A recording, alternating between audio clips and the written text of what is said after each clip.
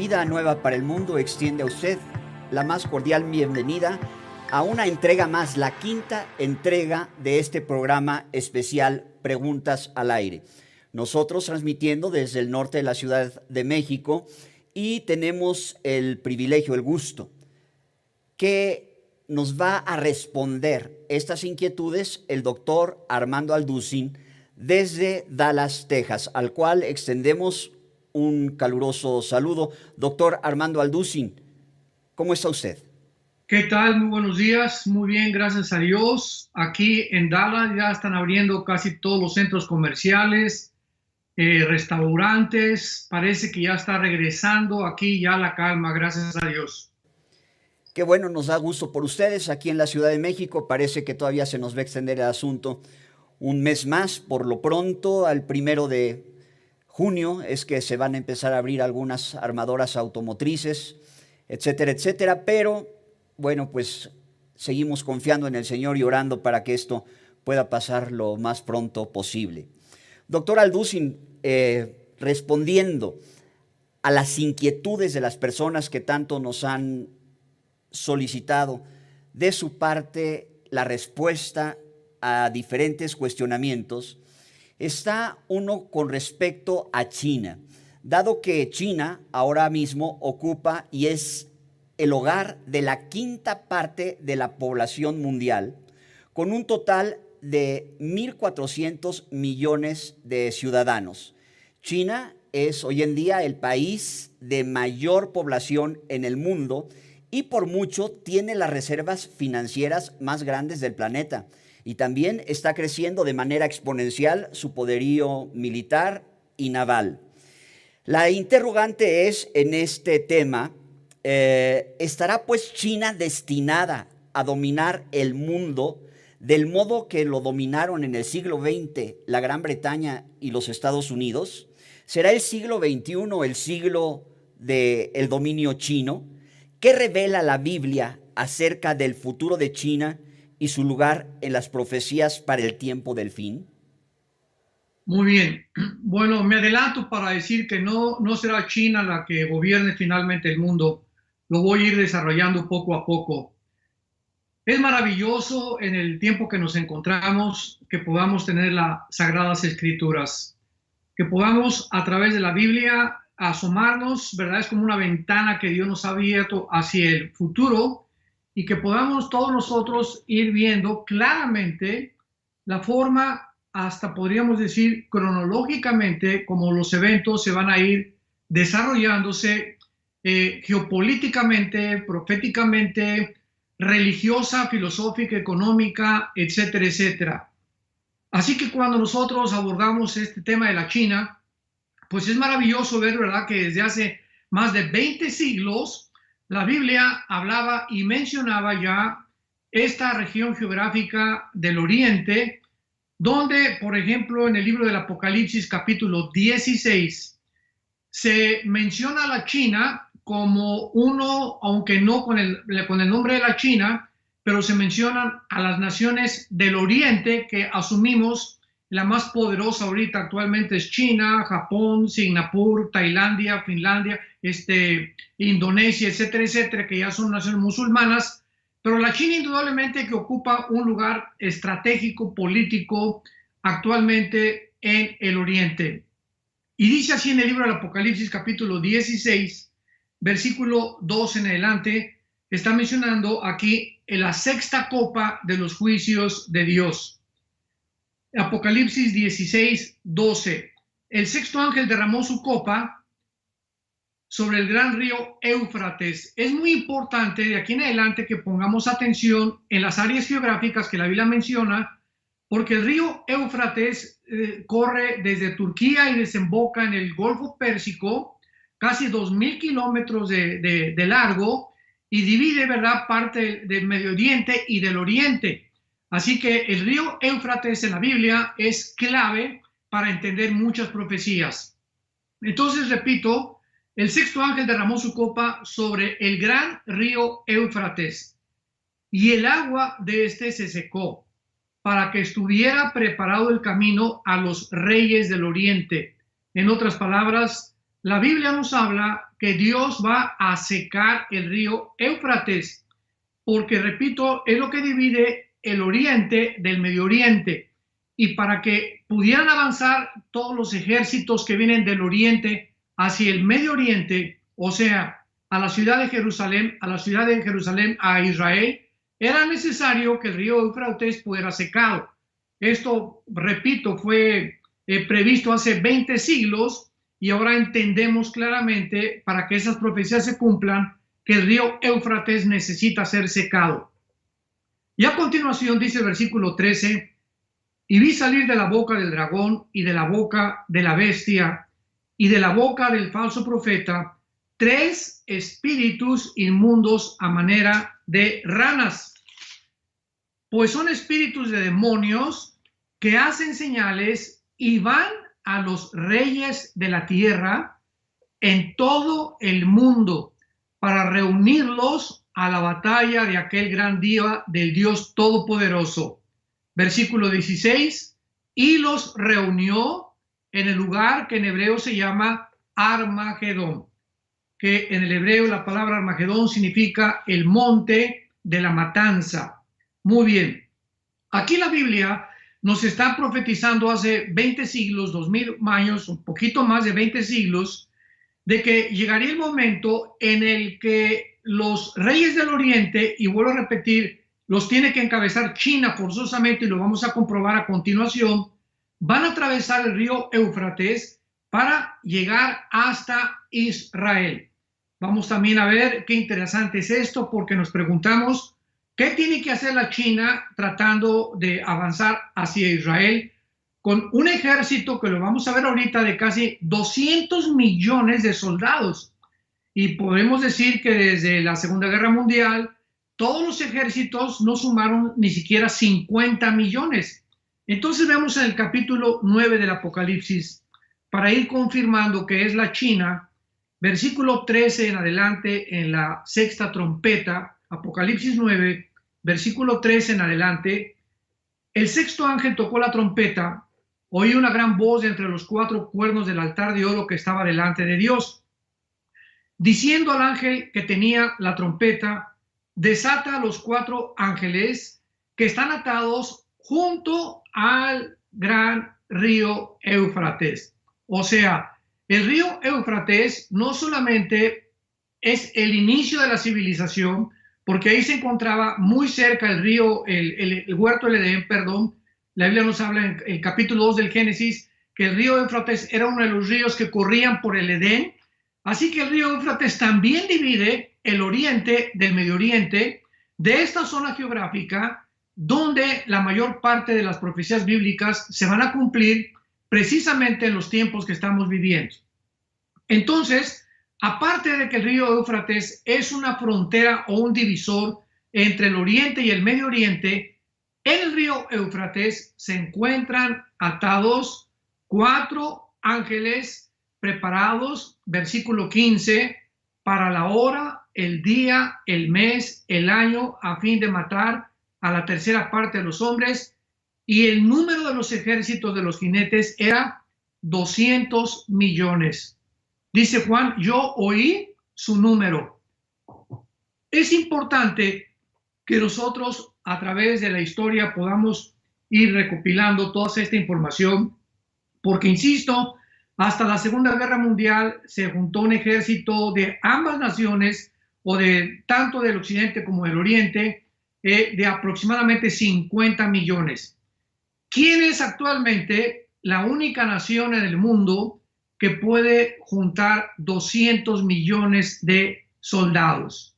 No hay ninguna nación en el mundo en el siglo XX en que nos encontramos que pueda realmente juntar 200 millones de soldados más que la China.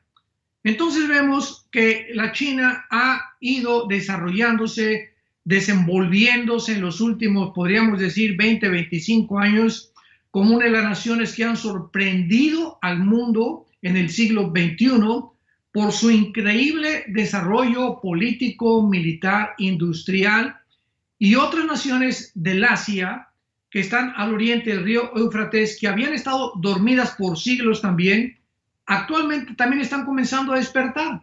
Vemos la gran riqueza impresionante de Singapur, vemos que Japón está interponiéndose en los planes de Corea del Norte, porque pues ahí entre Corea del Norte y el mar que está entre Indonesia, Filipinas y Japón, China quiere controlar ahorita todas esas islas y Japón es un estorbo ahorita para China, por lo cual Corea del Norte está lanzando misiles arriba de Japón, cayendo en el mar, provocando a Japón, etcétera, etcétera, para que pueda realmente ya China consolidarse como una potencia en el oriente sobre todas las demás naciones a su alrededor, y esto es precisamente lo que va a suceder de acuerdo a las profecías bíblicas.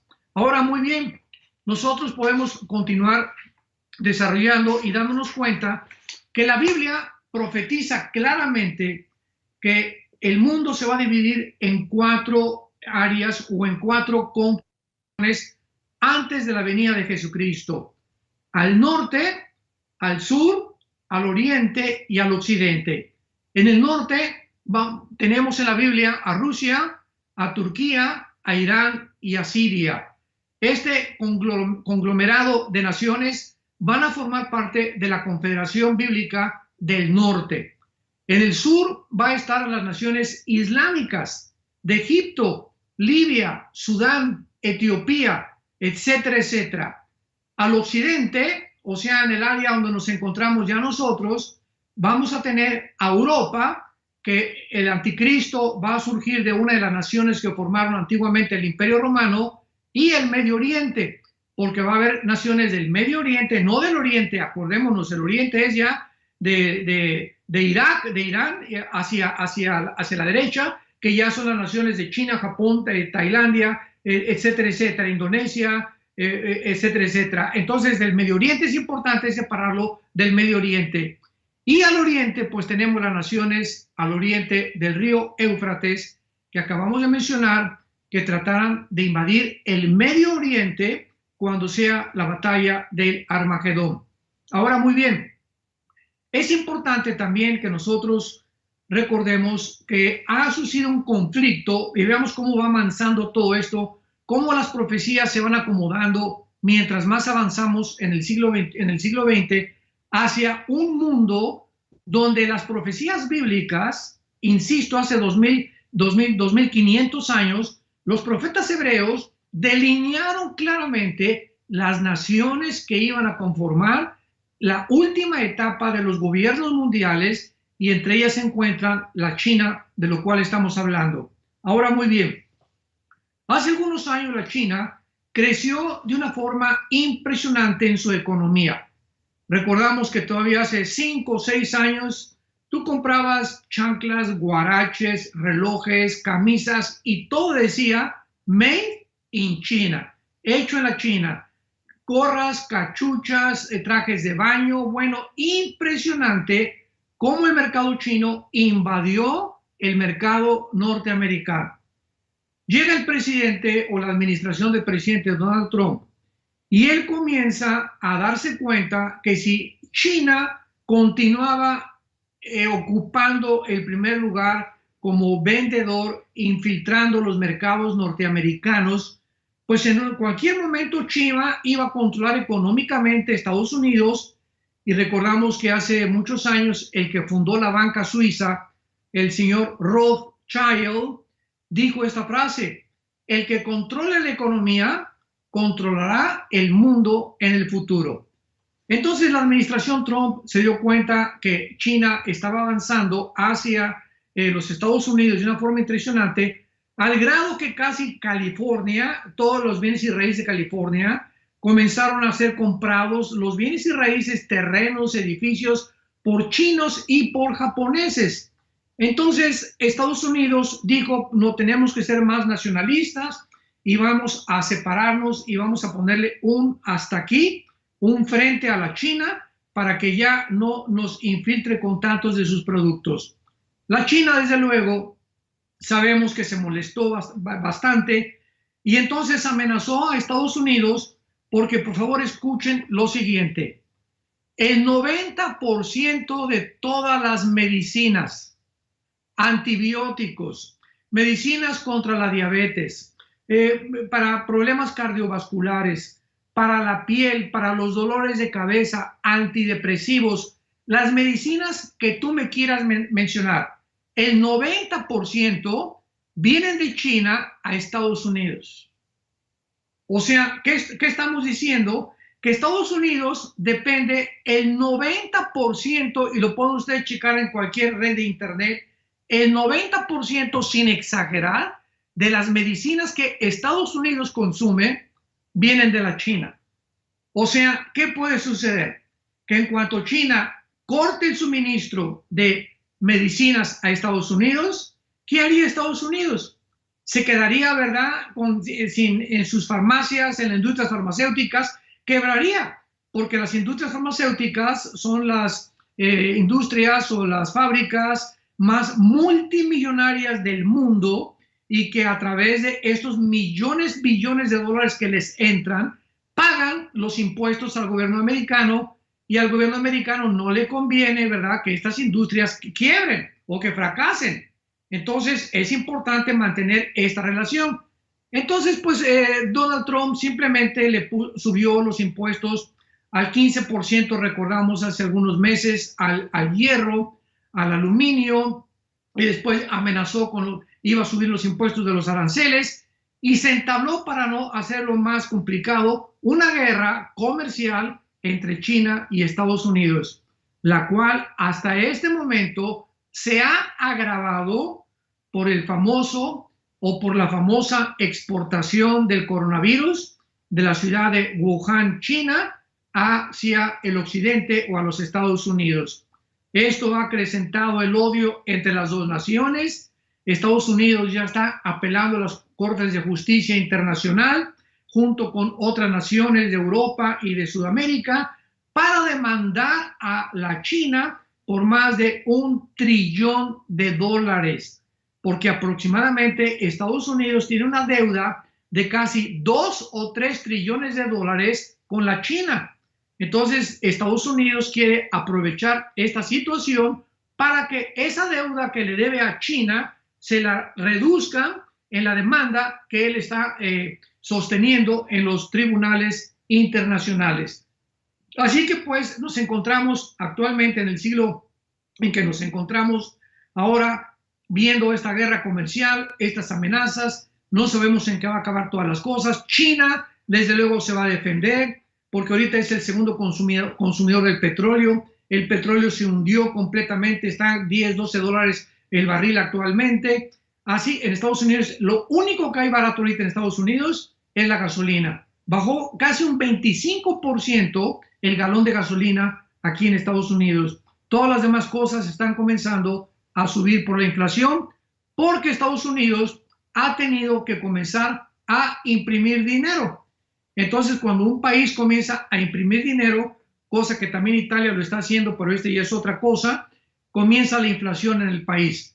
Y lo está haciendo Estados Unidos para poder subsidiar a todas las empresas que han perdido miles de empleos y millones de dólares en todo lo que está sucediendo por el famoso coronavirus. Así que esta es una breve historia, un breve resumen de qué forma la Biblia profetizó lo que estamos enfrentando, y de qué forma la China está ocupando, exactamente como la Biblia lo profetizó, uno de los primeros posiciones en la geopolítica en el mundo entero.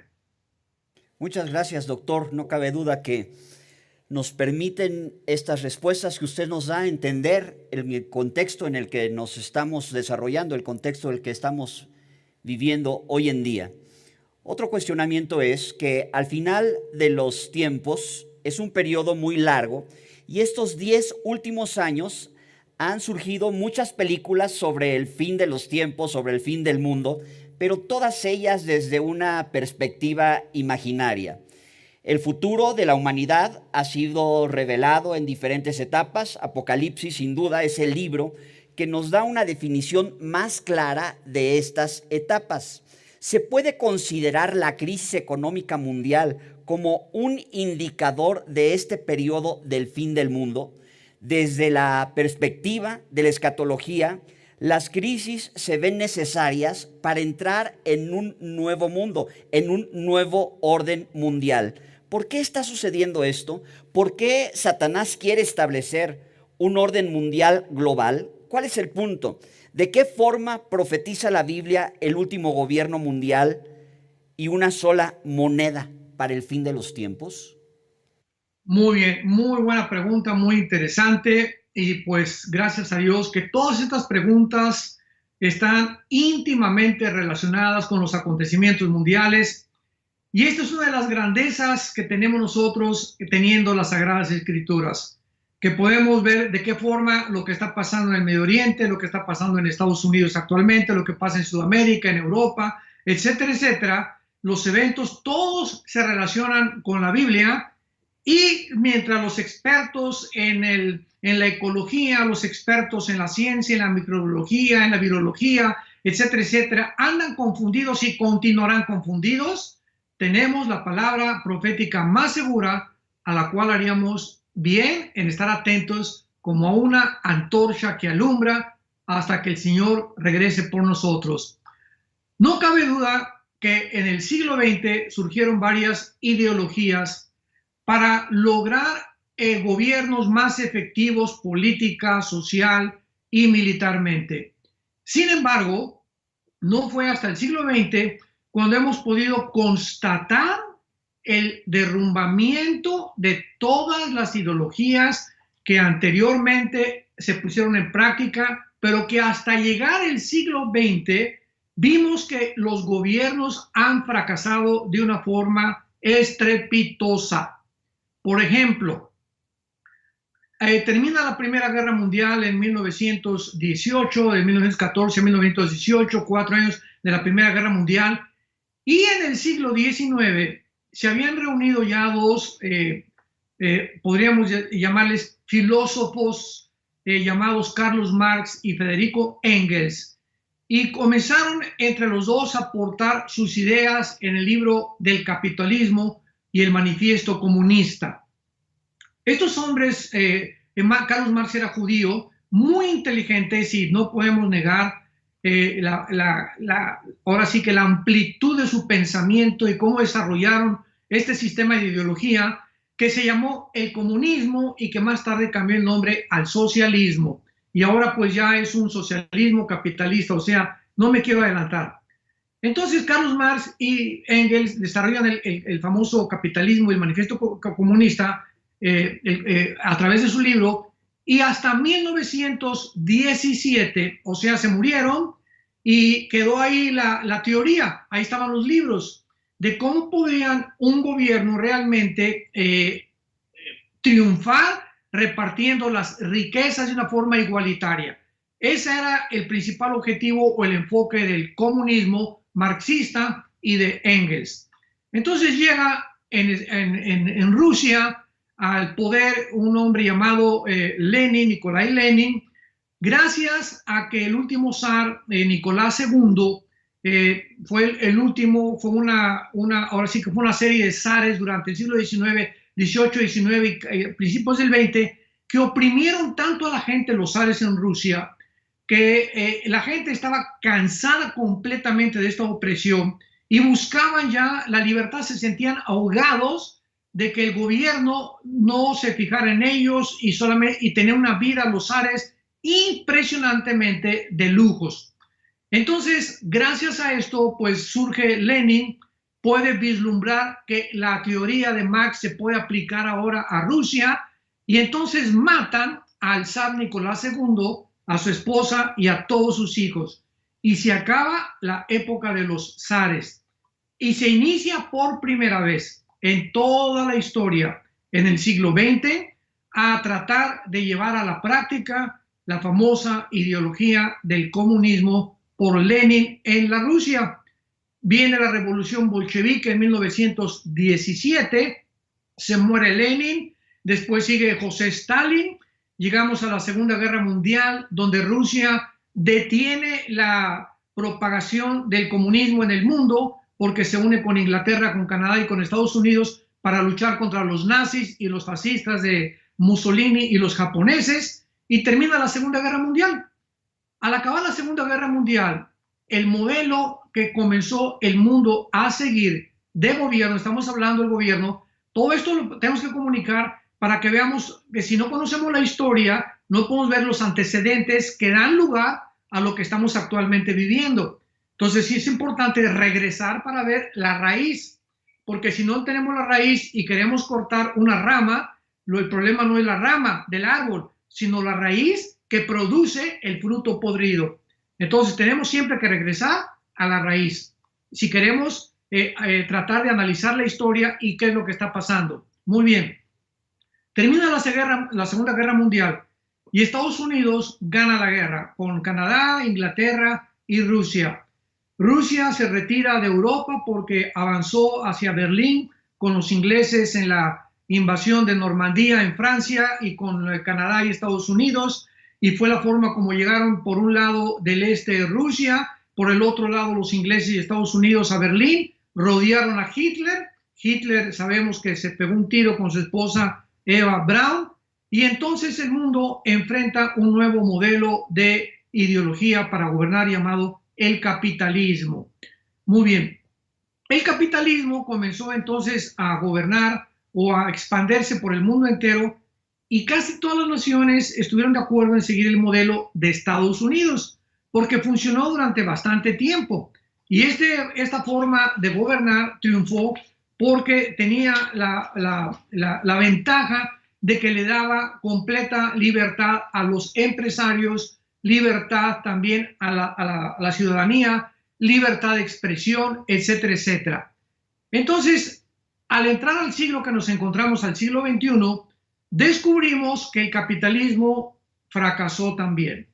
O sea, como decía Winston Churchill, dentro de los sistemas que más o menos ideológicamente funcionan para gobernar, es el capitalismo, pero no es el perfecto. O sea, no hay ningún sistema de gobierno, llámese comunismo, llámese socialismo, llámese capitalismo, monarquía, etcétera, etcétera, que pueda funcionar mientras el ser humano se encuentre detrás.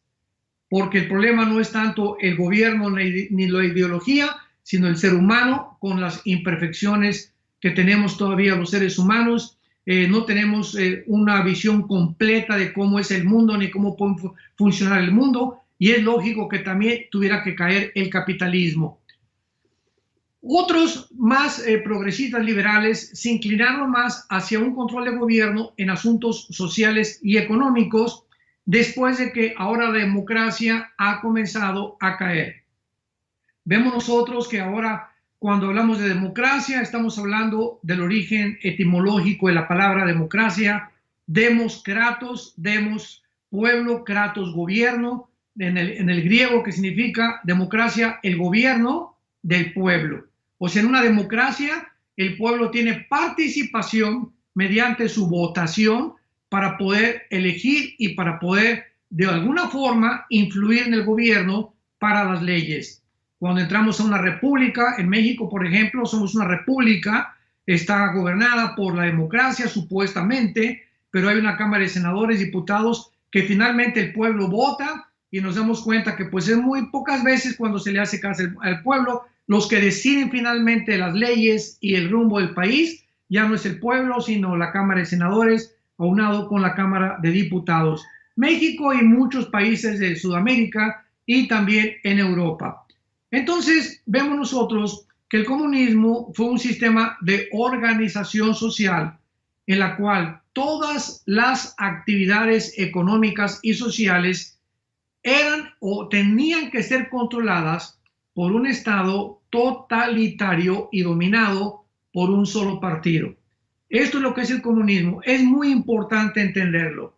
El socialismo, que es más o menos, en México decimos, es la misma gata pero revolcada. O sea, casi es el comunismo pero con otro disfraz.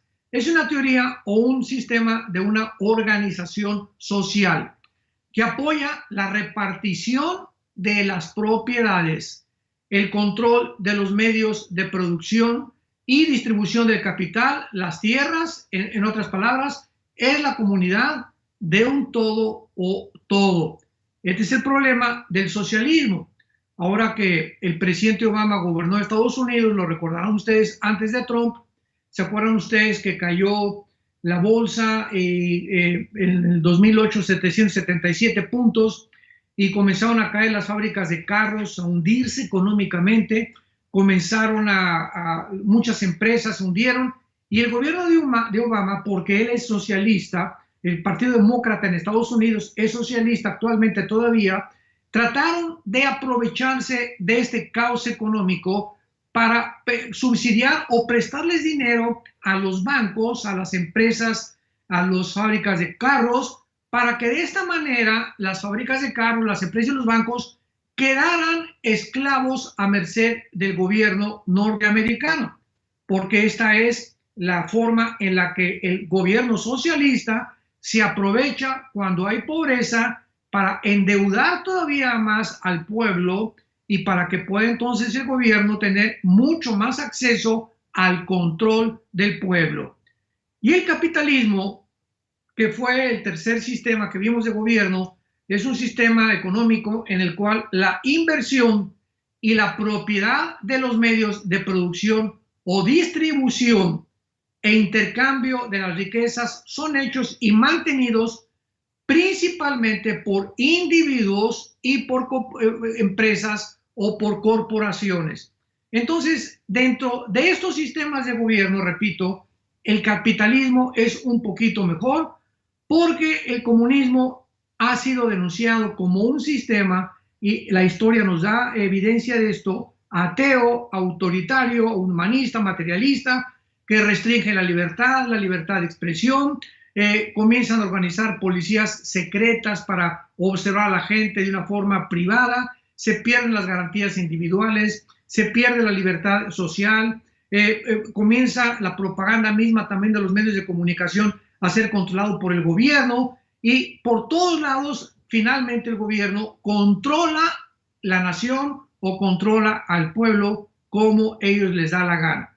Entonces, todo esto ha aunado para que se comenzara a hablar de un nuevo gobierno mundial. O sea, no fracasó el comunismo, fracasó el socialismo, fracasó la democracia en el siglo XX, estamos entrando al siglo XXI, donde ahora ¿cuál? Increíble, por ejemplo, en Sudamérica, aquí en el continente americano, pues la mayor parte de las naciones buscando también, cuando cayó el comunismo en 1989, recordarán, cuando cayó el muro de Berlín, los comunistas dijeron, ¿y ahora para dónde? Como decimos en México, ¿y ahora para dónde le llego? ¿Para dónde me voy? ¿Qué vamos a hacer? Pues entonces regresó otra vez el siglo XXI, donde nos encontramos, y volvieron a desenterrar otra vez la ideología marxista, que está comenzando otra vez a implementarse y a tratar de darle otra cara, como China, que aunque es un gobierno comunista, próspero económicamente, ya no es comunista 100%. Es ahora comunista capitalista. Háganme el favor. O sea, ya nos damos cuenta que no hay partido, no hay ideología, todo es un revoltijo, es una ensalada del Che, lo que el mundo ha hecho al llegar al siglo XXI, y pues estamos completamente perdidos en todas estas situaciones. Y ahora se habla pues del nuevo orden mundial, donde la Biblia profetizó hace 2000 años que ni el comunismo, ni el socialismo, ni el marxismo, ni las monarquías iban a gobernar el mundo antes que Cristo regresara, sino que se iban a unir 5 naciones de Europa con 5 naciones del Medio Oriente, se iban a unir, y estas 10 naciones, 5 del Medio Oriente y 5 de Europa, tenían que haber formado parte del antiguo Imperio Romano. Y cuando estas 10 naciones se unan en un G10, entonces un hombre llamado el Anticristo, o la bestia, o el hombre de pecado, en la Biblia se le llama de muchos títulos, va a surgir en medio de estas 10 naciones, y él va a controlar el mundo por medio de la economía, con la famosa marca del Anticristo, que es el 666, del cual ya hablamos anteriormente. Entonces, ahorita, todo lo que está ahorita pasando en Europa, se sale Inglaterra de la Unión Europea. Ahorita Alemania dice, ¿por qué tengo que estarle dando impuestos también a la Unión Europea? Y finalmente, ¿qué es la Unión Europea? Que nos ha convenido haber estado pagando impuestos y haber sacrificado la moneda alemana para poder tener un euro.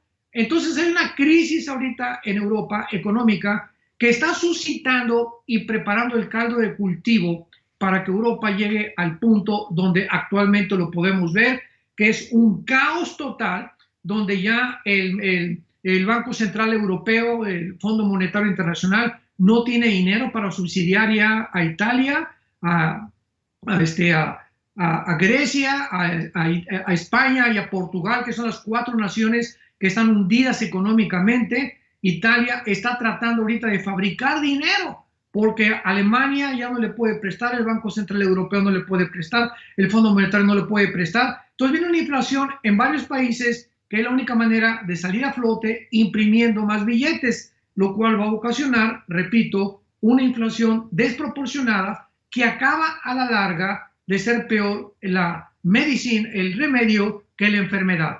Entonces, el mundo está, damas y caballeros que nos escuchan, familia de Dios, nos encontramos en el punto en que la Biblia profetizó hace 2000 años para que todo esto acontezca, y está aconteciendo como lo estamos viendo y cómo se ha ido desarrollando a través de los años, sobre todo los últimos siglos, 2 siglos, para que nos demos cuenta que la Biblia es la palabra de Dios, que no tenemos por qué tener miedo, no tenemos por qué temer. Jesús dijo, he aquí os lo digo antes, para que antes que suceda, se acuerden que yo se los mencioné.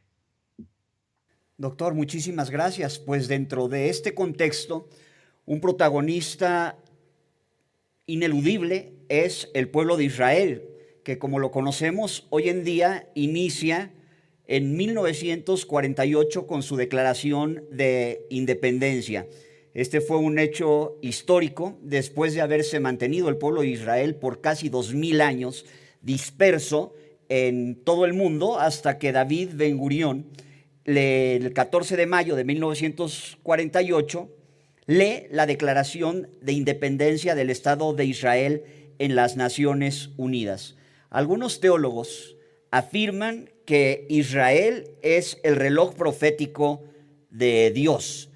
¿Por qué el regreso de Israel en 1948 a su tierra marcó la cuenta regresiva de las profecías de los últimos tiempos?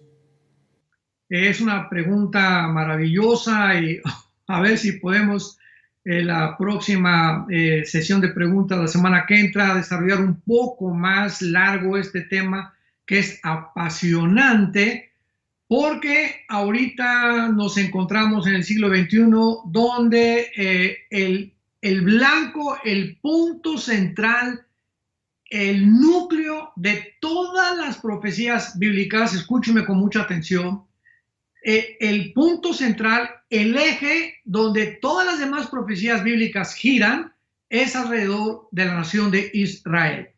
Entonces es importante, ¿verdad?, que podamos desarrollar esto con mucho más calma. Vamos a dar algún resumen ahorita, pero ¿por qué Dios escogió a Israel en primer lugar? Y esto lo tenemos que contestar después, tal vez la semana que entra. Y hay un propósito de sabiduría detrás de todo lo que Dios hace, porque nada de lo que Dios hace carece de propósito. Tiene un propósito todo lo que Dios hace, porque Dios es un Dios sabio, es un Dios que está al control del universo, al control del cosmos, al control de la misma historia.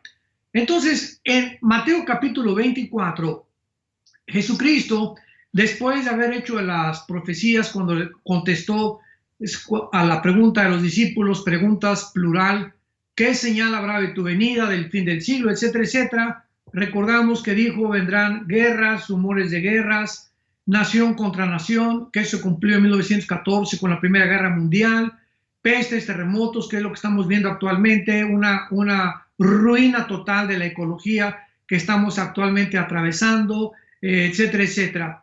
Pero al acabar todas estas señales, Jesucristo contó una parábola muy interesante que dice así en Mateo 24, versículo 32. Con esto Cristo culmina las señales más importantes que los discípulos le querían preguntar. De la higuera aprendan la parábola. Cuando ya su rama está tierna y brotan las hojas, saben que el verano está cerca. Así también vosotros, cuando veáis todas estas cosas, cuando una generación seamos testigos de esto que está Jesucristo relatando, dice Jesús, conozcan, o sea, sepan sin lugar a dudas de que el verano está cerca.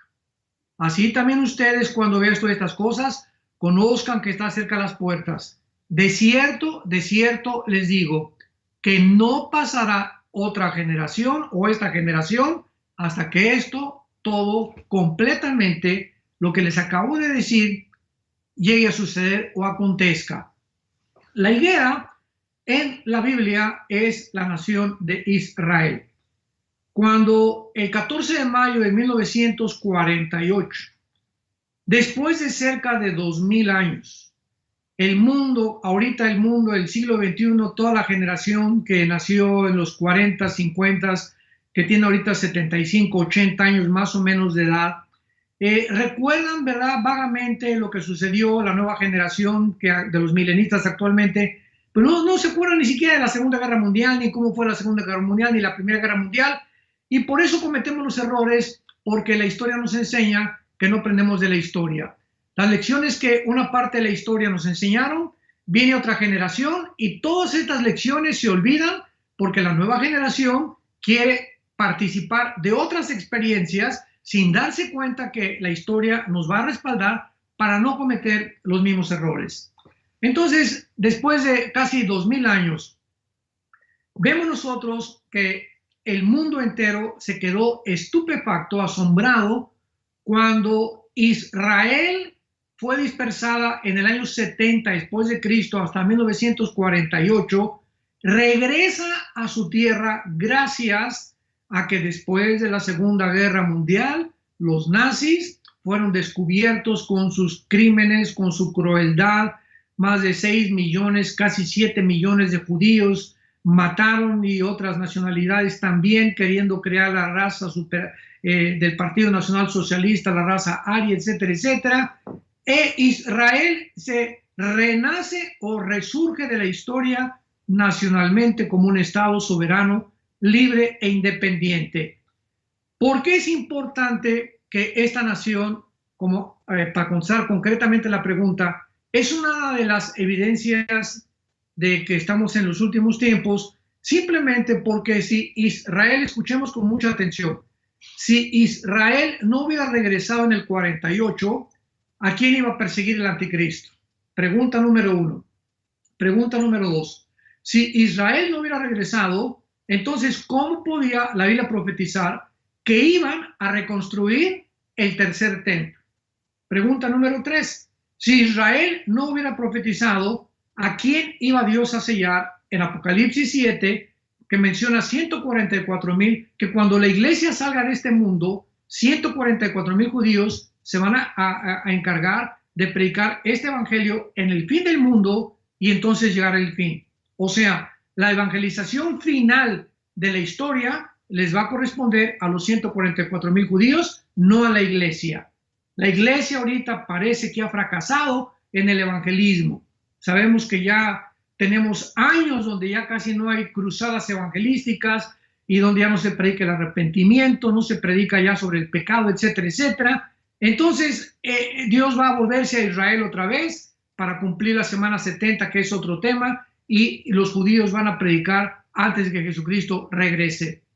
Cuando Israel regresa en el 48, resurge nacionalmente y Dios comienza a enviarnos un mensaje a nosotros, la iglesia. En otras palabras, por casi 2000 años, Dios levantó a la iglesia, que somos el cuerpo de Cristo, para sustituir a Israel, porque Israel rechazó al Mesías. Entonces, Dios se concentró en nosotros, en la iglesia, y casi en todos estos 2000 años de historia, Dios ha puesto sus ojos sobre la iglesia y parecería que ya Israel salió completamente fuera del plano de Dios, pero no es así. En el 48, cuando regresan los judíos, es como si Dios nos ha visto durante casi 2000 años y de repente hace una pausa a Dios y se voltea otra vez después de casi 1500 años hacia los judíos y les permite regresar a Israel para recordarnos a los cristianos, Romanos capítulo 11, que no nos endurezcamos, que no nos ensoberbezcamos, creyendo que ahora ya Dios es el que tomó la iglesia, Israel ya Dios acabó con él, ya no tiene nada que ver con ellos, y eso es muy peligroso, se llama la teología del reemplazo, que es una herejía. Romanos 9, 10 y 11 nos habla que Dios no ha terminado con Israel. Entonces Dios se voltea con Israel y ahora nos anuncia a nosotros que va a terminar con Israel cuando la iglesia desaparezca de este mundo.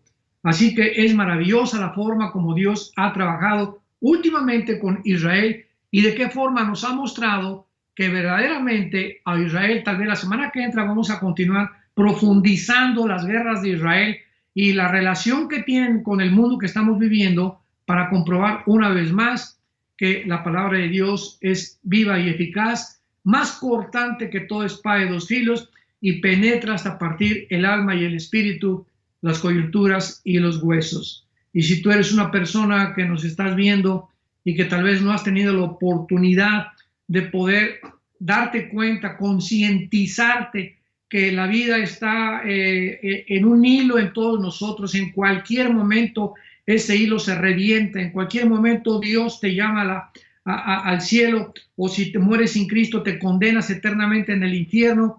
Tú tienes que considerar esto, tú que nos estás escuchando, y arrepentirte de tus pecados. Yo te pido en este momento que tú te arrepientas de tu vida, que le pidas perdón a Dios, que te des cuenta que sí hay una palabra, que sí hay una forma de poder vivir seguro, con esperanza, con tranquilidad, y que podemos finalmente permanecer en esta esperanza hasta el fin a la que todos hemos sido llamados. Si tú quieres en este momento arrepentirte de tus pecados y creer que en esa cruz Cristo pagó por ellos, por tus pecados y por mis pecados, y que tú tienes ahorita que arrepentirte y creer en Él, en lo que Él hizo en la cruz, Él va a entrar a tu vida como tu Señor y como tu Salvador. Simplemente ahí desde donde tú estás, en cualquier lugar en que tú te encuentres, cierra tus ojos y dile: Padre, te pido perdón por mis pecados. Me arrepiento sinceramente de mi vida. Te pido que entres a mi corazón como mi Señor y mi Salvador. Creo que en la cruz pagaste con tu sangre por ellos, y como creo que vives, porque a los 3 días, una vez que fuiste enterrado, fuiste resucitado, y ahora puedes tú entrar a mi vida como mi Señor y mi Salvador. Recibo la vida eterna que tú me regalas por tu gracia, y te pido, Señor, que de aquí a el día en que tú me llames, o cuando yo muera, pueda morir en paz, sabiendo que tú fuiste el que diste tu vida por mí en la cruz, el que has hecho y harás en mi vida todas las cosas que yo nunca pude hacer. En el nombre de Jesús. Amén. Muchas gracias. Nos vemos la semana que entra. Doctor Alducin, muchísimas gracias. Ya tomamos nota de las cuestiones que quedan pendientes con respecto a la nación de Israel, y si Dios quiere, nos vemos la semana que entra. Muchísimas. Y es tiempo de velar en oración. Es tiempo de reflexionar profundamente acerca de nuestra vida y de poder pensar qué es lo que Dios quiere para nosotros. Todos ustedes, los que traigan su Biblia, y eso es lo bueno de traer la Biblia el domingo, la vamos a abrir en 3 pasajes, porque a continuación voy a desarrollar el inicio de una nueva serie titulada El desafío de la fe. El desafío de la fe. Romanos 5:3, Santiago 1 y Primera de Pedro capítulo 1. Son 3 versículos muy importantes que vamos a desarrollar para poder tener un fundamento teológico acerca de esta conferencia y las que a continuación vamos a llevar a cabo, y que puedan ustedes entender las razones de por qué sufrimos, por qué existe la maldad, por qué hay tanta desgracia en el mundo, por qué, si Dios es todopoderoso, no termina de una vez por todas con el mal, con el terrorismo, con los abortos, con los cánceres, etcétera, etcétera. ¿Por qué hago todos estos cuestionamientos? porque hace menos de una semana murió un grande astrofísico inglés llamado Stephen Hawking. Fue educado en la Universidad de Cambridge, casado 2 veces con más de 3 hijos. La primera esposa fue cristiana, abandonó a la primera esposa para casarse con la segunda, que era su enfermera. Murió a los 76 años, a los 23 años de edad lo diagnosticaron con una esclerosis tremenda, atrófica, y le dieron menos de 2 años para vivir. Y sin embargo vivió 50 años más, 76 años murió. Y lo más irónico del caso de la vida de este grande astrofísico inglés fue que su esposa, cuando lo metieron y lo entubaron 2 veces a los 20 y tantos años y después a los 40 y tantos, y le dijeron en el hospital que ya tenían que desconectarlo porque ya no podía vivir, ella se puso de rodillas e intervino ante el trono de la gracia, y llegaron los doctores y le dijeron: es que esto es un milagro. Y la segunda vez que otra vez lo vuelven a conectar porque ya estaba a punto de irse de este mundo, su esposa vuelve a arrodillarse en oración para salvarle la vida. Él supo que su esposa estaba de rodillas orando por él, y cuando él tuvo esta oportunidad de poder decirle a Dios: gracias porque me concedes la vida, se siguió burlando de ella. Y las palabras de él a su esposa fueron las siguientes: yo no hago caso a la religión porque es la ciencia la que nos da la verdad. Me dio mucha tristeza que antes de morir haya muerto negando a Dios y declarando que Dios no es el creador del universo. En ese momento, cuando escuché este programa de televisión, porque fue a través de las noticias que escuché esto, inmediatamente vino a mi mente la vida de más grandes astrofísicos que él, que fueron cristianos. Él argumentó que era porque la verdad estaba en la ciencia, y sin embargo Blaise Pascal, astrofísico francés, escribió cantidad de tratados acerca, y no era un religioso, era un cristiano. Blaise Pascal confesó, y en sus libros lo dijo: Jesucristo es mi Señor y mi Salvador. Nadie se puede comparar en la astrofísica con Blaise Pascal. Y después tenemos a Isaac Newton. ¡Qué tremendo! Isaac Newton, que comienza a postular las leyes de la famosa gravitación, cristiano de los pies a la cabeza, y muere alabando a Dios y dándole gracias a Dios por la muerte de Cristo. Luis Pasteur, siglo XX, un famoso doctor, experto en medicina, y el legado que él dejó a la ciencia fue impresionante, cristiano. Y finalmente Alberto Einstein, que fue famoso cuando dijo: Dios no juega con el universo como si jugara los dados. Todos estos hombres fueron cristianos y creían en Dios. Los filósofos de hace 2150 años aproximadamente, 150 años antes de Jesucristo, Aristóteles, que fue el maestro de Alejandro el Magno, Platón, Sócrates, Demóstenes, creían en un Dios. Por lo menos dijeron: pienso, luego existo, existo, luego vivo. Esta causa no puede estar dentro de mí, esta causa tiene que estar fuera de mí. Tiene que haber algo, llámale la fuerza, una entidad superior, pero tiene que haber algo que trascienda, que es Dios. Aunque no lo pudieron nunca ubicar, el apóstol Pablo en Hechos 17 se enfrenta con los atenienses filósofos, discípulos de un gran hombre que se llamaba Zenón, y los discípulos eran los epicúreos y los estoicos. Y Pablo en Hechos 17 les demuestra y les dice: ustedes adoran a un Dios porque tienen un monumento altísimo que decía: al Dios desconocido. O sea, ellos lo único que sabían es que tiene que haber una causa detrás de la existencia del mundo y del universo. Pero llegamos al siglo XX, donde se levantan Friedrich Nietzsche, Jean-Paul Sartre, Bertrand Russell, Richard Dawkins, y finalmente este astrofísico que muere diciendo que Dios no puede existir ni ser el creador del universo. ¿Saben ustedes por qué el astrofísico Stephen Hawking negó a Dios antes de morir? Simplemente porque no pudo explicar sus sufrimientos. Su esposa lo dijo, la primera esposa, Stephen está enojado con Dios, con un Dios que no existe. Se amargó contra alguien que no existe. Y siempre estuvo repelando, ¿verdad? Porque si Dios es Dios, no lo sanaba y no lo levantaba de esa silla de ruedas. Hace poco ustedes escucharon el testimonio de Nicky, un muchacho sin brazos y sin piernas. Nació con el puro tronco nada más. Y cuando oye su testimonio dice que a los 8 o 9 años de edad, como no podía suicidarse, se metió y con la boca abrió la llave del baño para ahogarse. Y en ese momento él reaccionó y dijo, ¿pero qué es esto? Y comenzó a gritarle, Dios, si existes, dime la razón por la cual me trajiste hacia el mundo, sin brazos y sin piernas. Y entonces él entrega a los 11, 12 años de edad su vida a Jesucristo. Y no se imaginan ustedes los millones de almas que este muchacho, Nicky se apellida, ¿verdad? Nicky ha ganado en el mundo. Aquí lo tuvimos en México y mi esposa y yo, su esposa es mexicana y se han discipulado con nosotros desde hace muchos años. La esposa de él y la familia de ella también. Ahora ya van a ser papás otra vez. Así como lo ven, pero juguetón. Gracias a Dios por su vida.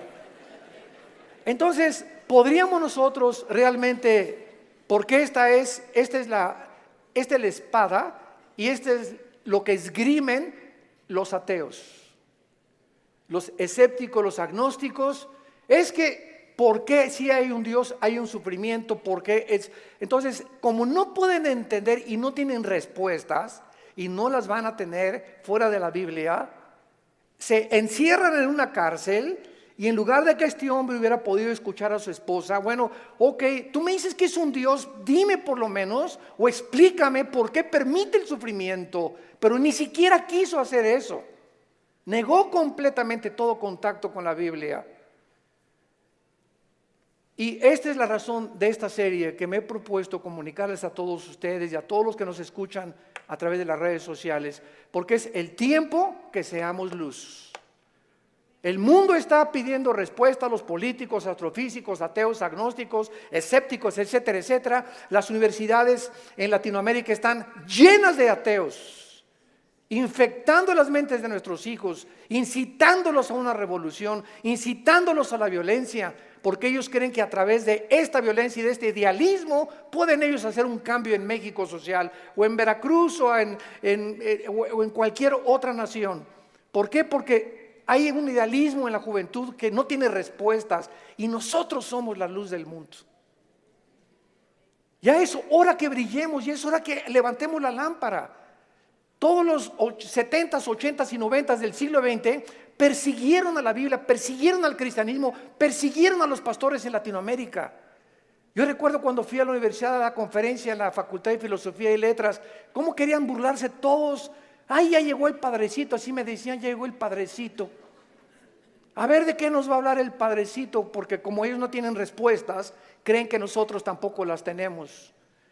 Y cuando nos enfrentamos a auditorios y les demostramos que hay más evidencias científicas en la creación bíblica que en la famosa teoría de la evolución. Cuando alguien te diga y tú le preguntes, bueno, ¿cuál es tu punto de vista o tu perspectiva de cómo te imaginas que creó el universo? ¿Qué te van a contestar? Pues por ahí anda una enseñanza, una ideología que se llama el Big Bang o la grande explosión traducida. ¿Y qué significa esto? Que pues los físicos y se imaginan, porque no se puede probar científicamente, que pues comenzó con una explosión en el universo. Y entonces de esa explosión se formó todo lo que nosotros vemos. Cuando las propias leyes de la física, la primera y la segunda ley de la termodinámica, contradicen el Big Bang. Virgen del Socorro. Me atrevo a decir esto. La misma física que dice la primera ley de la termodinámica, nada se crea ni se destruye. La segunda ley, todo tiende al desorden, a la oxidación, a la destrucción, a la corrupción. Nunca del desorden se ha formado el orden por el amor de Dios.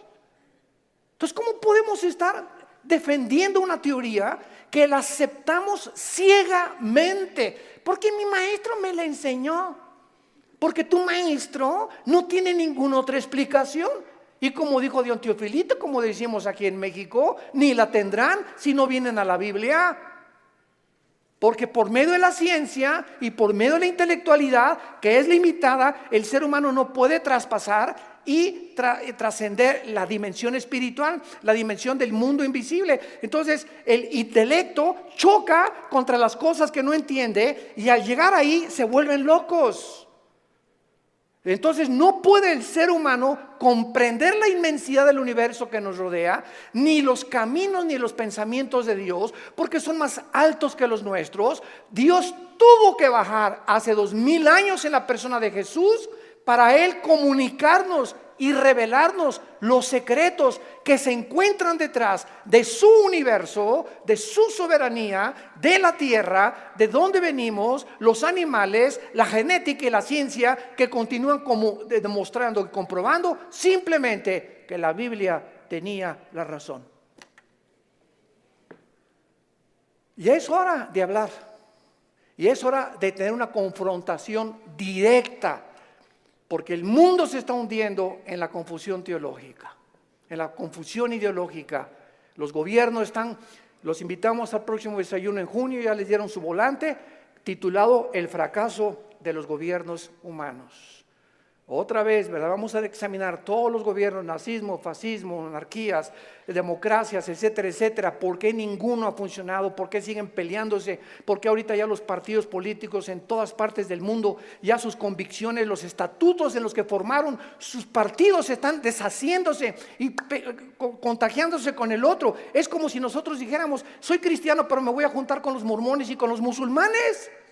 Cuando los principios de los musulmanes, los principios de los mormones y el cristianismo se contradicen unos a otros. Entonces, ¿creo realmente que mis convicciones son reales y es la verdad? ¿O necesito otras ideologías porque no estoy seguro de lo que yo creo? Es una tristeza, se están derrumbando ante nuestros ojos todas las ideologías y todas las filosofías del mundo. Los sistemas de pensamiento están confundidísimos como jamás lo habían estado. Gubernamentalmente, teológicamente, filosóficamente, económicamente, es una confusión en el mundo tremenda. Es el estrés por el cual vive la gente. Es una incertidumbre de dónde está la verdad, dónde está la luz, quién tiene la verdad. Tú dices que en aquella religión, tú dices que en aquella religión. Discúlpame, en ninguna religión, en la persona de Jesucristo. Porque tú puedes tener X religión sin tener la verdad, ni tener al Hijo de Dios en tu vida. Él fue el que vino y nos dijo: no los católicos, no los evangélicos, no los nazarenos, no los mormones. Jesús dijo: yo soy la verdad. Y cuando Él entra a tu vida, se te caen las vendas. Y de alguna forma el entendimiento se nos comienza a expandir. Y solo Dios, el Espíritu Santo, puede hacer que nuestra mente se abra para que cuando vengamos a la Biblia podamos entender, porque la Biblia, el autor es el Espíritu Santo. Necesito al Espíritu Santo morando en mí para comprender los pensamientos de Dios. Ven a la Biblia sin el Espíritu Santo y vas a chocar contra los pensamientos de Dios. Porque el hombre natural no entiende las cosas del Espíritu, porque para él son locura. Porque estas cosas no se intelectualizan, estas cosas se disciernen espiritualmente. Veamos estos pasajes a continuación que nos van a servir de base para poder dar una explicación y comenzar ya a levantar la bandera de la fe.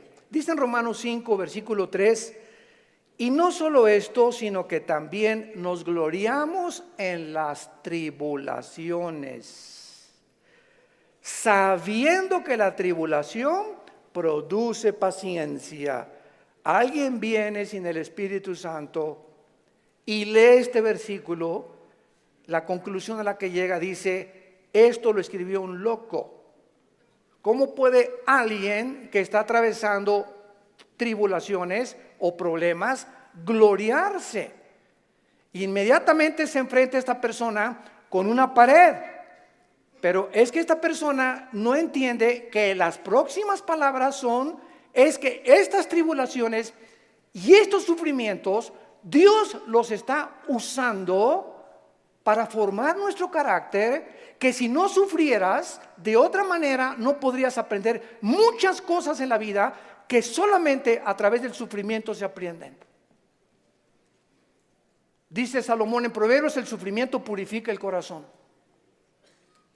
Esta es la razón por la cual comenzamos ya a entender, y cuando comenzamos a entender los pensamientos de Dios, y aunque no vamos a ser libres del sufrimiento, por lo menos Dios va a entrar a nuestra vida y nos va a dar una esperanza para que en ese valle de sombra y de muerte tengamos paz. Para que en medio de las tribulaciones que tú estás atravesando, y en medio del divorcio que estás ahorita enfrentando, y el abandono de tu esposo, y el abandono de tu esposa, y el abandono de tus padres, por lo menos en medio de ese horno de fuego donde que tú estás atravesando, Jesús está contigo. Y aunque no se va a acabar hasta que Él venga a todas estas cosas, Él nos da la fuerza para resistir hasta el final con gozo. Y la paciencia solamente es el fruto de las pruebas y las tribulaciones. ¿Se imagina lo que la Biblia dice? ¿Y para qué quiere la paciencia, Señor? Si no tienes paciencia, te vas a casar con el chavo equivocado. Si no tienes paciencia, te vas a casar con la muchacha equivocada. Si no tienes paciencia y eres una persona impulsiva que compras y vendes, etcétera, etcétera, sin meditar ni reflexionar nada, vas a comprar la casa equivocada, el carro equivocado, el viaje que Dios no quería que hicieras lo vas a hacer por tu impaciencia, porque por naturaleza somos impacientes. Entonces la Biblia nos comienza a abrir los ojos y nos dice, espérame tantito, la paciencia es una virtud elemental para que puedas tomar decisiones y no te arrepientas el día de mañana. Pues yo quiero la paciencia, Señor. Viene entonces el fuego de la prueba. No tengas miedo de las tribulaciones. Mi esposo, hermano, parece un martillo conmigo y duro y duro y duro y duro. Hermana, pues mientras más, te está haciendo tu esposito, sin que te des cuenta, estás desarrollando una capacidad para aguantar. Que si no quieres hacer eso, pues sácate un cuchillo y vete sobre él entonces. Y acaba con tus problemas. Hace muchos años, quiero irme con mucha calma con estas conferencias porque son muy importantes y tratar de, no se imaginan, oren por nosotros, por mi esposa y por nosotros, nuestros hijos. Necesitamos mucho de las oraciones de todos ustedes y le pido a Dios mucha oración, que siempre que yo estoy enfrente de un público pueda yo tener la capacidad de explicar su bendita y profunda palabra. Hace muchos años había un dramaturgo inglés llamado Oscar Wilde. Y él hizo muchísimas obras de teatro. Yo me acuerdo, tenía como 18, 19 años de edad. Formé parte de un elenco teatral llamado Hamlet. Y en una de las cosas que yo tenía que declarar durante el escenario, en el teatro, representando a Hamlet, ¿verdad? Dice así la obra de William Shakespeare: morir, dormir, no más. ¿Qué es más levantado para el espíritu? ¿Levantar las armas contra un piélago de calamidades y haciéndole frente a acabar con ellas? ¿O esperar el sufrimiento y dormir y morir no más? En otras palabras, este dramaturgo que no era cristiano, pero creía en Dios, Oscar Wilde, y tenía problemas morales, ¿verdad? No nos vamos a meter con eso ahorita. Oscar Wilde pudo entender que en la vida es o mueres o vives. Ahora, escojo vivir, aguántate. Le decía a mi papá, no chille, agarre piedras. Estamos vivos, no es Disneylandia, por el amor de Dios, ya madura. No es Reino Aventura.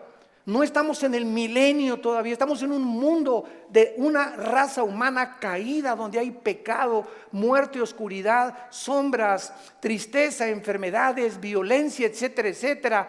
Y vamos a través de esta serie a explicar por qué permitió Dios esto. Y nos vamos a dar cuenta, cuando veamos la explicación de Dios, vamos a levantar las manos, te voy a decir, Señor, profunda es tu sabiduría y tu gracia y tu misericordia.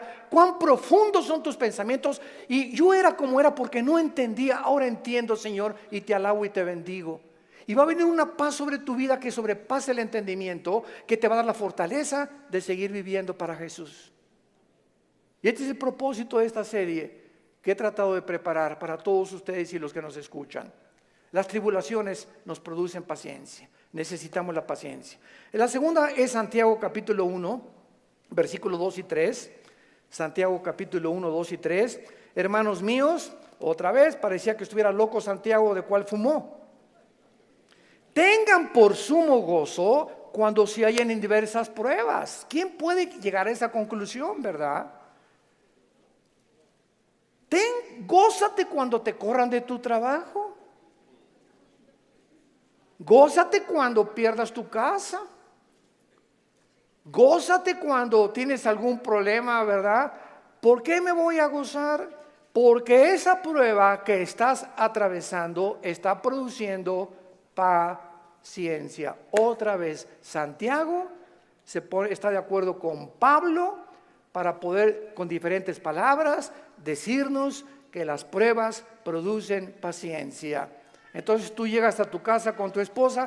¿Qué crees, mi chenchita? ¿Qué, mi amor? Estás tan contento, te veo, te ascendieron de puesto. No, mi amor, al contrario, me corrieron.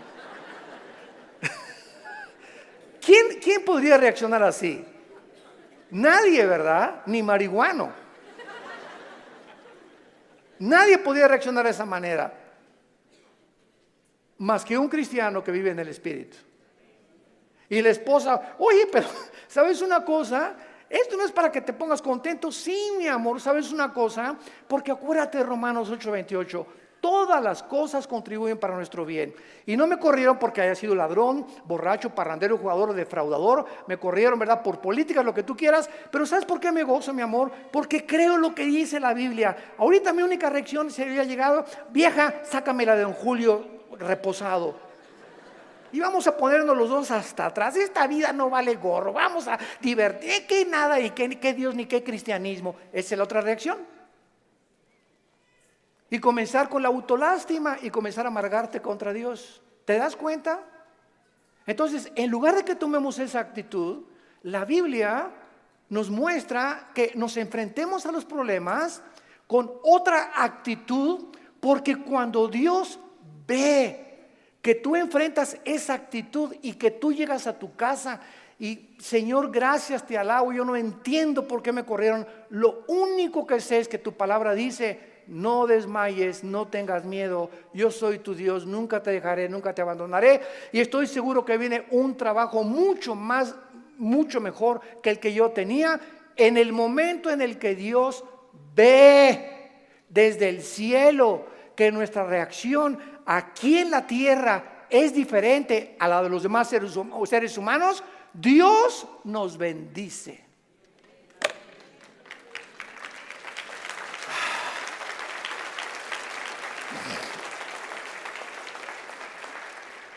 Porque sin fe, ¿y cómo se demuestra la fe? Actuando al contrario de nuestros sentimientos y emociones. Hebreos 11:6. Y el versículo 1 de Hebreos 11 dice, y la fe es la certeza de lo que se espera, la convicción de lo que no se ve. Veamos y metamos aquí un microscopio. La fe está relacionada con el futuro y con lo invisible. Es una certeza, es una seguridad de algo que está adelante de mí, que estoy esperando, y aunque yo no lo vea, estoy seguro que viene a mi vida. Y además estoy tan convencido, aunque no lo vea. La fe, si no es algo que tú estás esperando y no estás convencido, tu fe es la fe de los demonios. Dice Santiago capítulo 2 que los demonios también creen. No, yo creo en Dios. Pero ¿sabes una cosa? Tú dices que crees en Dios intelectualmente, pero no demuestras que tú crees en Dios por la forma como tratas a tu esposa, por la forma como tratas a tus padres, por la forma como ves a las mujeres. Este pueblo, Marcos 7, dijo Jesús, de labios me honra. ¿Cuánta gente hay por todos lados? Iban a desayunos y yo creo en Dios, pero sus acciones Su conducta contradice la piedad que ellos expresan o que creen tener en su corazón. Entonces te vuelves un hipócrita. Te vuelves un falso cristiano. Porque la fe tiene que, dice Santiago, sin obras no es fe. La salvación es por la fe, pero la forma de demostrar que esa fe es salvífica, que realmente nos ha transformado, es cuando vemos que ha transformado mi vida. Ya no soy el que yo era antes, antier, o hace un mes o hace 6 meses. Ahora cambió mi vida con mi esposa, la forma como veo a mis hijos, la forma como manejo mi negocio, la forma como me relaciono con la gente, la forma como veo a los gobiernos. Cambia completamente mi vida. Y si yo no manifiesto esta actitud o esta nueva conducta, no es cierto que soy cristiano. Y lo vamos a ver en el tercer pasaje, 1 de Pedro capítulo 1. Y ahí vamos a comenzar nuestra serie. Esta es la introducción.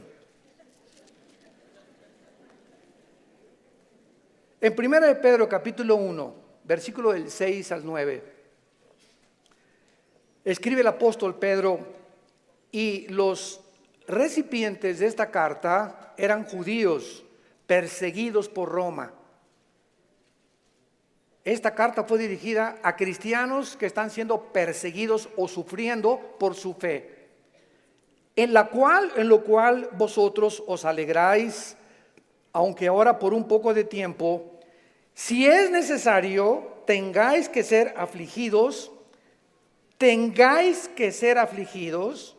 en diversas pruebas, para que sometida a prueba vuestra fe, mucho más preciosa que el oro, el cual aunque perecedero se prueba, con fuego se halla en alabanza, gloria y honra, cuando sea manifestado Jesucristo, a quien amáis sin haberle visto, en quien creyendo, aunque ahora no lo veáis, os alegráis con gozo inefable y glorioso, obteniendo el fin de vuestra fe, que es la salvación de vuestras almas.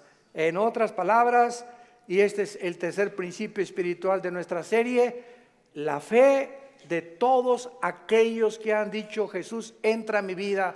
Ayer en el desayuno tuvimos más de 35 decisiones, gracias a Dios, y la gente que hace una decisión por Jesucristo, quiero que lo sepas, tu fe va a ser probada.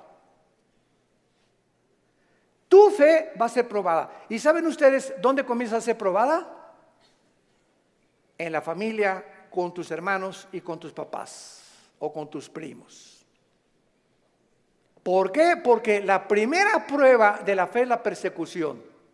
Ayer nos contaba mi hermano Alejandro, él es el director del Instituto Teológico Internacional del LITI, y nos contó una anécdota mientras veníamos de Toluca al desayuno en el camino, que yo no la conocía de mi hermano. Y me dice: Armando, tú sabes que cuando yo me convertí, porque él fue el primero en la casa que se convirtió.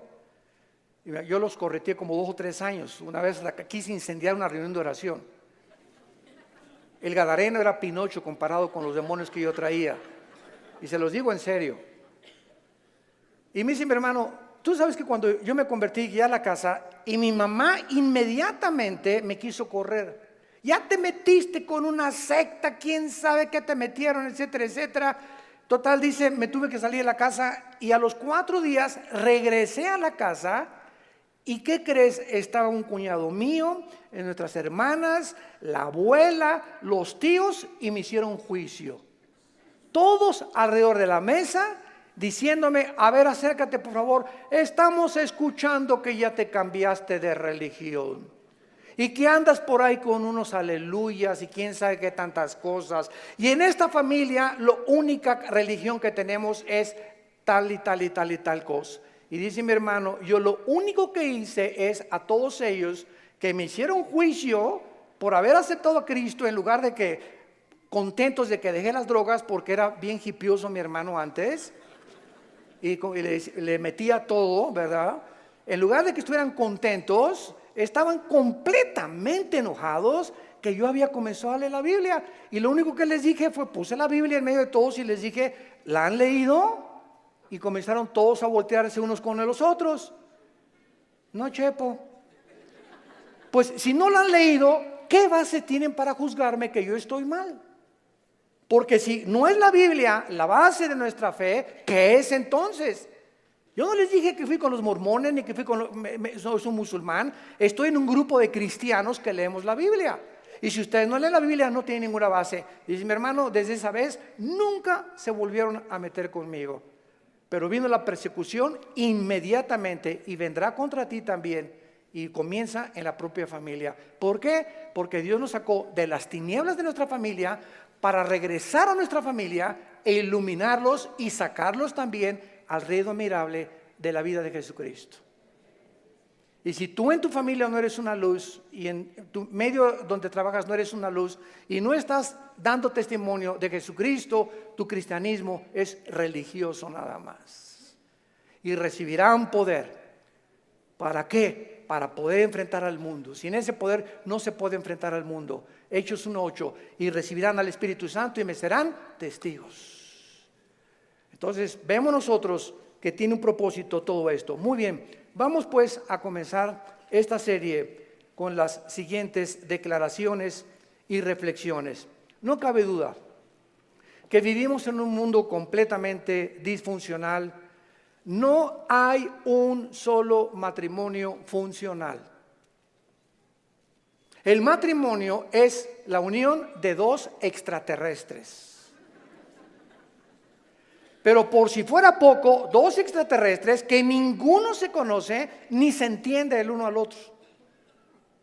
Y vas a tener 60 años de casado, como dijo un gran predicador hace algún tiempo en un estadio en Estados Unidos que lo escuché. Yo tengo 60 años de casado más o menos y sigo sin entender a mi esposa. Y como dijo Dios Teofilito, ni las vamos a acabar de entender. Porque no nos manda Dios entenderlas, nos manda Dios amarlas.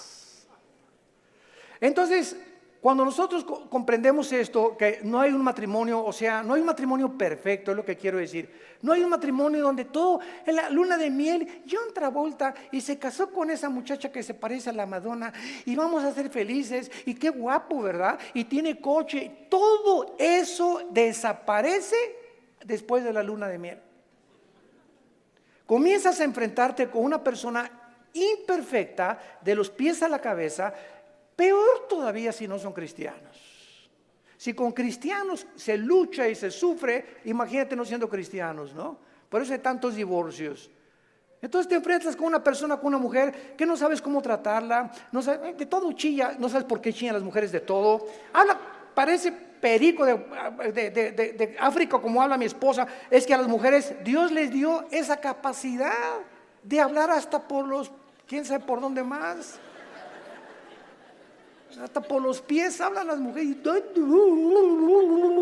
Y nosotros, ¿verdad? O sea, tú sabes una cosa, cuando tú hablas con una persona, en el momento en que te paras a escuchar a una persona, no sé si ustedes lo sepan, la Biblia nos los muestra, el hecho que te estés concentrando en escuchar lo que está diciendo, estás emanando energía, te estás desgastando.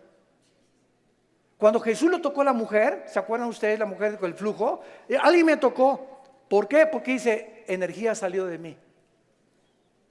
Todo el sufrimiento que ella tenía se lo transmitió y Jesús en su hipersensibilidad sintió inmediatamente. Hoy eligieron los apóstoles, pero todo el mundo te toca. No, hay alguien que me tocó con el propósito de recibir algo de mí y lo sentí en mi espíritu. Es una hipersensibilidad espiritual tremenda. Pero cuando tú te sientas con alguien, entonces esta es la razón por la cual mujeres, los hombres nos sentamos y viene tu esposa y 15, 20 minutos y a los 10 minutos no tenemos la capacidad, yo no sé cuántos de ustedes sean superhéroes, ¿no? Pero la mayor parte de los hombres no tenemos la capacidad de oír más de 10, 15 minutos. Comenzamos, sí, amén, gloria a Dios, mi amor. Sí, es cierto, sí, te amo, tienes toda la razón, ¿no? Comenzamos ya con el avión, etcétera, etcétera. Pero ustedes las mujeres, mi esposa se junta con otra mujer, o cuando se juntan las pastoras, y 6 horas sin parar. Yo llego a los restaurantes, me recoges a las 7, si voy a las 7, y ahí está, le digo, oye, mi amor, te dejé a las 2 de la tarde y sigues en la mesa platicando con ellas, y se despiden, y están en la puerta del restaurante, bye, y en la noche llega y le siguen hablando por teléfono. Señor mío y Dios mío, Jesús, María y José y el burrito que los acompaña, así son. Dejémoslas, felicitémoslas, pero no las contradigamos, mucho menos, porque así las hizo Dios. Las mujeres tienen 7 días al mes que sus hormonas cambian drásticamente en la famosa menstruación, y durante esos 7 días no te atrevas a decirle nada. No te atrevas a tocarla tampoco, ni sexualmente tampoco, porque está prohibido en la Biblia. Son tiempos en el que vuela la mosca y se ponen a llorar, hipersensibles. Es una semana en la que hay que yo te llevo el desayuno a tu cama, mi amor, yo le voy a lavar los trastes, yo te lavo la ropa del bebé o lo que sea, ¿verdad? Y comienza el hombre a entender la naturaleza femenina, que no estamos para que ellas nos sirvan, no son nuestras esclavas ni nuestras sirvientas, y cuando comenzamos a darles lo que ellas necesitan, porque las comenzamos a comprender, es cuando vienen las bendiciones de Dios. Es cuando vienen las bendiciones de Dios. ¿Por qué estamos haciendo así? Y no somos mandilones, eso no es ser mandilón, lo hacemos porque Dios nos dice, ama a tu mujer como yo te amé desde la cruz, con un amor sacrificial. Y cuando yo veo sacrificarte por tu esposa, te voy a bendecir como no te imaginas. Porque el mal que le hagas a tu esposa se te regresa. Es como un boomerang, se te regresa, dice en Efesios capítulo 5. Nadie aborreció su propia carne, sino que la cuida y la sustenta como Cristo a la iglesia. El daño, las groserías, los gritos, el adulterio mental que traes contra tu mujer, se te regresa y detiene las bendiciones de Dios. Y vas a comenzarte a encontrar desesperado, ya no te puedes gozar en las pruebas, ni en las tribulaciones, ya no tienes paz, ¿verdad? ¿Por qué? Porque necesitas otra vez venir a la cruz y pedirle perdón a Dios por la forma como has tratado a tu compañera, a tu amante, a tu esposa, a la madre de nuestros hijos. Ahí viene. ¿Por qué lo hacemos? Por la fe. Y sin esta fe es imposible que yo agrade a Dios. Vivimos un mundo disfuncional, tenemos que entender esto. Y todas estas circunstancias nos hacen volvernos a la pregunta, que es la que vamos a desarrollar en esta serie: ¿por qué Dios no detiene la maldad? Muy buena pregunta, muy válida filosóficamente. ¿Por qué Dios no detiene tanta destrucción y tantos sufrimientos? Es la pregunta que permanece en las mentes de la mayor parte del ateísmo, y muchas veces no solamente los ateos, sino también de los mismos cristianos. La única diferencia, escuchen esto, señores ateos que nos escuchan, en cualquier programa que haya en el mundo de televisión o de radio o en cualquier foro, nunca a un ateo ni a un agnóstico le van a hacer estas preguntas, nos las van a hacer a nosotros. Porque los ateos no tienen respuestas. Y como no tienen respuestas, por eso se enojan contra Dios, y por eso se amargan, y por eso dicen que son ateos. Entonces, si el mundo va a cuestionar a algún ser humano para que le responda, no va a ir con los ateos, van a ir con nosotros. A ver, ¿tú qué te dices, cristianito? Dime esto y esto y esto. Hace mucho les conté un incidente que lo he repetido así. Una vez estaba platicando sobre el ateísmo en el Hotel María Isabel, salimos del desayuno hace algunos años y me aborda una persona en el elevador, pero así, ¿verdad? Usted es el señor Andrés, así, mucho gusto, ¿cómo está? Ya entramos al elevador juntos. Usted dice que Dios es todopoderoso, ¿verdad? Pero con esa actitud, ¿verdad? Usted dice que es todopoderoso, ¿verdad? Sí, efectivamente, Dios es todopoderoso. Y si es todopoderoso, ¿por qué no acaba con el diablo si él tiene poder? Y le contesté: porque comenzaría con usted.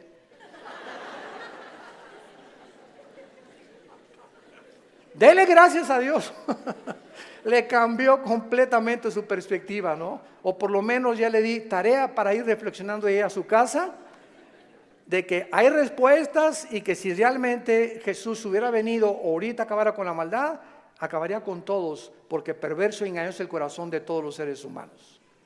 Entonces démosle gracias a Dios que no lo ha hecho y que en su paciencia, dice en 2 de Pedro capítulo 3, está esperando para que todos o la mayor parte de los seres humanos se arrepientan antes de que juzgue severamente este mundo.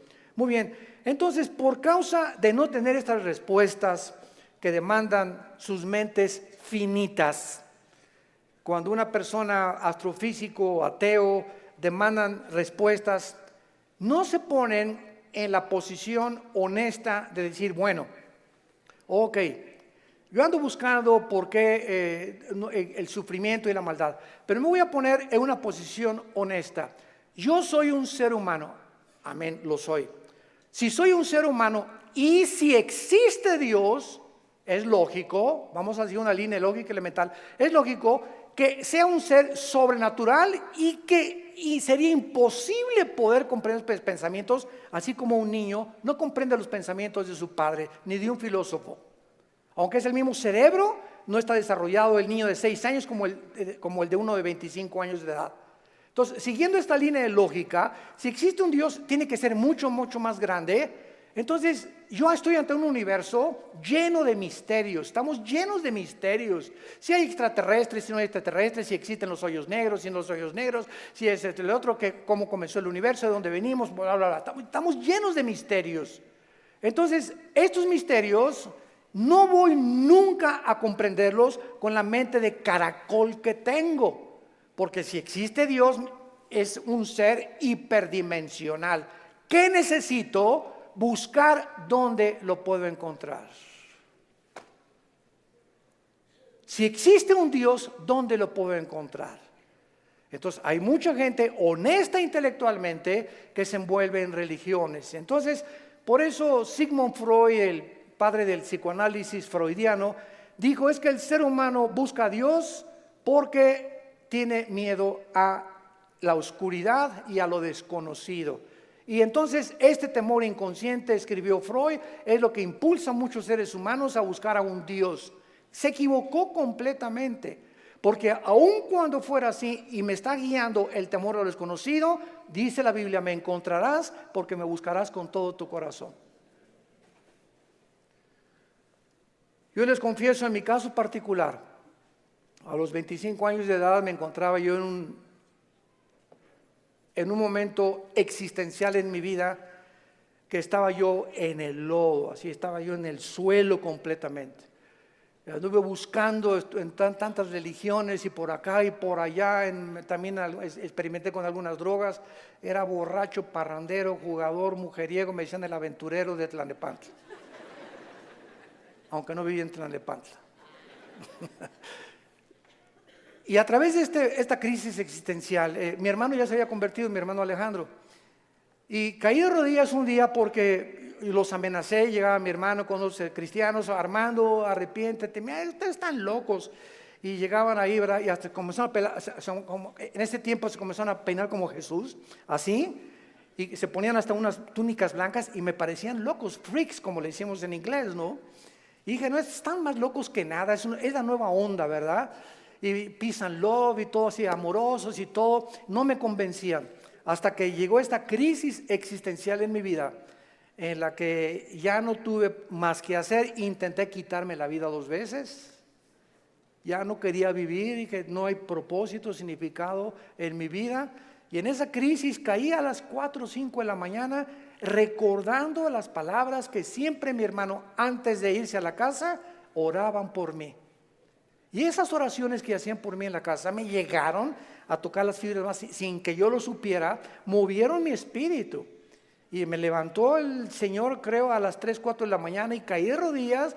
Le dije, Dios, si tú existes, te necesito. No sé quién eres, pero yo te necesito si tú existes. Y si es verdad que es tu Hijo, al quien tú escogiste y en quien el cual tenías tu complacencia y lo mandaste para que lo oyéramos a Jesús, no dijiste que oyéramos a Buda, ni a Mahatma Gandhi, ni a Mahoma. Tú dijiste a él oír. Si es Jesús, yo lo necesito en mi vida. Le hablé a mi hermano a las 4 de la mañana, pasó por mí a las 5 de la mañana, me llevó a la casa de un misionero bautista con un corazón impresionante por el amor de las almas, y ahí estuve yo en un mes de febrero, marzo, ¿verdad?, de 1974. Caí de rodillas junto al piano, que era un músico misionero, y le grité a Dios. Me comenzó con la Biblia: por cuanto todos han pecado y son apartados de la gloria de Dios, la paga del pecado es la muerte. Juan 3:16, Dios te ama, etcétera, etcétera. Y comencé a llorar y a llorar y a llorar y a llorar durante 40 minutos llorando. Y yo no sabía ni por qué lloraba, pero estaba llorando. Sentía que eran capas que se me quitaban así encima. Y ahí quedé tirado todavía como media hora. Ya me dijo el misionero, me dijo: vamos a dejar a tu hermano aquí solo en mi estudio. Ya salí yo y sentí como que me habían quitado, ¿verdad?, todas las frustraciones y desilusiones y traiciones que traía, y mentiras de todo lo que, programas virulentos que el mundo me puso. Y fue la forma en la que Jesús me dijo: ¿verdad?, tú eres a quien tú estás persiguiendo. Y de ahí en entonces, ¿verdad?, mi vida fue cambiada radicalmente. Yo supe que había llegado al final de mi vida y que si Él era Jesús, yo tenía que dedicar mi vida a Él. No había ninguna aventura más grande en la cual un hombre pueda aventurarse a vivir más que conocer a Dios. No hay una aventura más grande. Conocerle es el más grandioso afecto de nuestros sentidos, y amarle el más grande de nuestros propósitos. A los 3 años de que comencé a trabajar yo en la hotelería, era gerente del hotel, el que acabamos de ir ahorita en la reunión de los pastores en Acapulco, enfrente de la Diana. Estuve de gerente como 1 año, gerente en el Hotel Camino Real de Polanco, etcétera, etcétera. Y le dije a Dios: me voy de misionero. Yo creí que Dios me había llamado para otra cosa. Me fui de misionero y me fui a la sierra de Oaxaca, entre la Costa Chica y la Costa Grande, entre Oaxaca y Guerrero. 3 años durmiendo en pisos de adobe. Mi cojín era un ladrillo envuelto en periódicos, y me tapaba en la noche con periódicos, con los indígenas.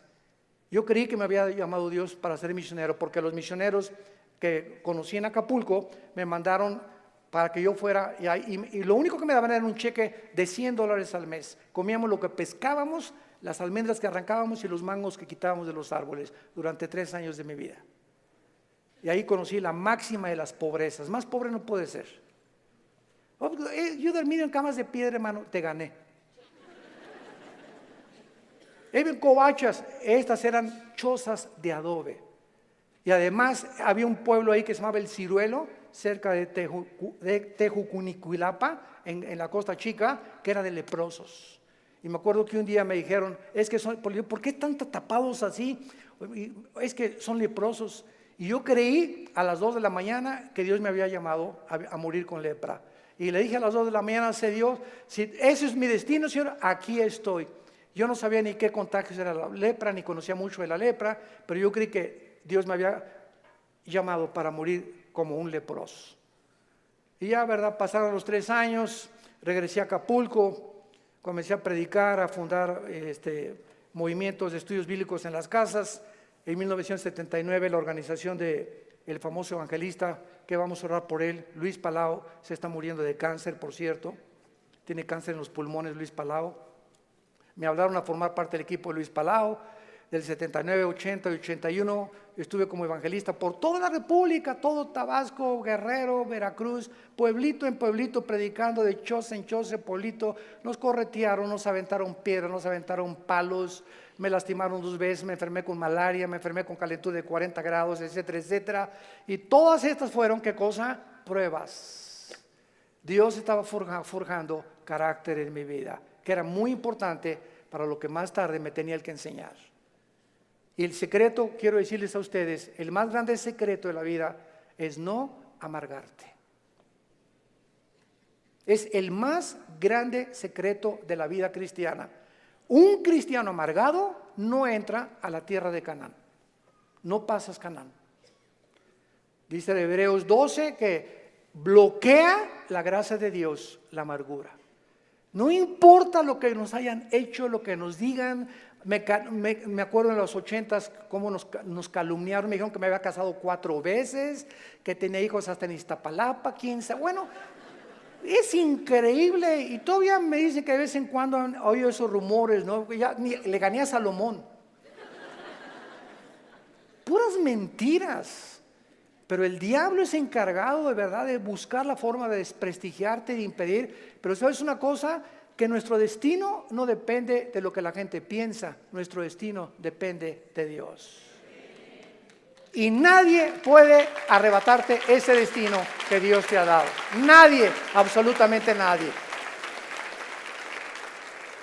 Y para terminar, sí existen respuestas, y mientras todo se aclara, y mientras nuestra poca y chica y limitadamente intelectual comprende, y ahorita comenzamos ya con el Espíritu Santo a entender muchas cosas más que sin el Espíritu Santo imposible poder comprenderlas, Dios nos deja dos consuelos. El primero, la resurrección de nuestra vida.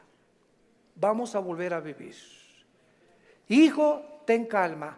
No importa lo que estás pasando, cuando tú mueras y resucites, vas a tener el cuerpo que anhelabas tener. Si eras chaparrito y pelón, vas a ver el cuerpo que te voy a dar. Si te decían la tintorera de Tlanepantla, vas a ver la belleza que te voy a dar.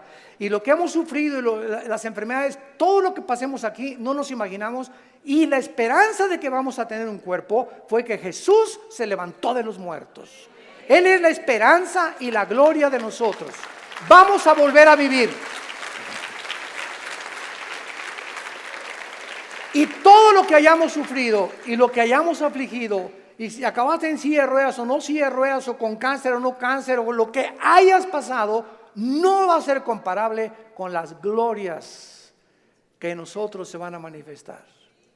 Y la segunda consuelo es que vamos nosotros realmente a tener un mundo nuevo, donde reine la justicia y la paz y la equidad. Viene ese mundo que anhelamos y que queremos cambiar por las revoluciones armadas, por la guerra, por la política, por la educación. De ningún esfuerzo humano el mundo va a cambiar hasta que Jesucristo regrese con todos nosotros a establecer su reino milenial. La pregunta en esta mañana es la siguiente: ¿estás tú preparado si tú murieras esta noche para encontrarte con tu Dios? ¿Estás preparado? ¿Estás seguro que tienes a Jesucristo? Asegúrate en este momento recibiéndole como tu Señor y Salvador. Inclina tu cabeza y dile estas palabras.